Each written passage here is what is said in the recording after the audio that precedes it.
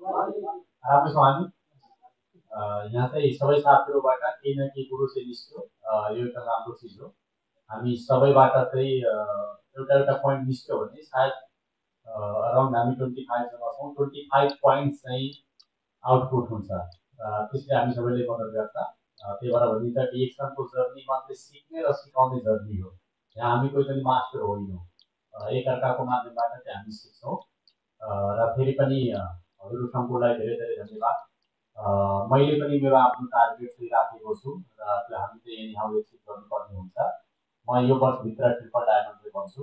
अहिले अब तपाईँलाई थाहा छ डबल डायमन्डको पोजिसनमा। र सफल हुनलाई धेरै कुराको आवश्यकता छ। धेरै कुरा म्याक्सिमम चिज चाहिन्छ। त्यही भएर यो संसार अहिले 7.5 बिलियनको हो।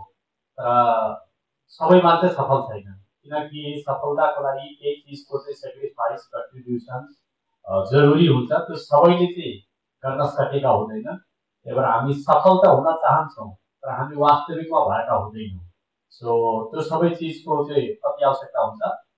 र मैले मेरो लाइफमा बुझे अनुसार हामी सफल हुनको लागि कुनै पनि सेक्टरमा डिएक्सन सेक्टर मात्र होइन, बाहिरको संसारमा पनि मान्छे सफल हुनको लागि पोजिटिभ एटिट्युड हुन अति जरुरी छ। यदि त्यो भएन भने हामी सफल हुन सक्दैनौँ। जुन हाम्रो दृष्टिकोण हो कुनै पनि चिजप्रति त्यो यदि राम्रो भएन भने राम्रो ठाउँ पाएर हामी सफल हुन सक्दैनौँ।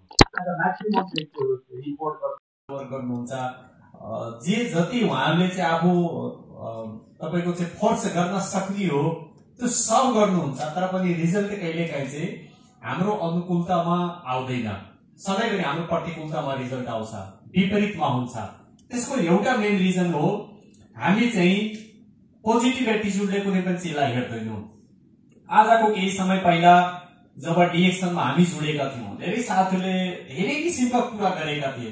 ती उहाँहरूको आफ्नो एटिट्युडको कुरो थियो।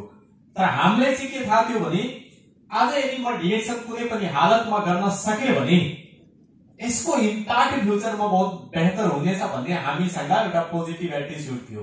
त्यो दृष्टिकोणले गर्दा आज हामीले जे चिज हिजो प्लान गरेर सुनेर एउटा तपाईको गोल सेट गरेर सुरुवात गरेका थियौँ, सायद डिएक्सनमा भएका हरेक चिज अहिले हामी एचिभ गरिसकेका छौँ। त्यही भएर हाम्रो दृष्टिकोण कस्तो छ, कुनै पनि चिजप्रति हाम्रो नजरिया कस्तो छ।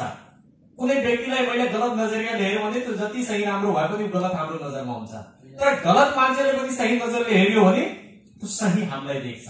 त्यही भएर हाम्रो जुन दृष्टिकोण छ त्यो नै हामीलाई सफल बनाउनलाई बहुत ठुलो भूमिका खेल्छ। सो पोजिटिभ एटिट्युड हुन अति जरुरी छ। त्यसपछि अझै म्याक्सिमम कुरोहरू छन्, त्यो हामी चाहिँ अझै विस्तार रूपमा चाहिँ अहिले छलफल गरौँला। धन्यवाद।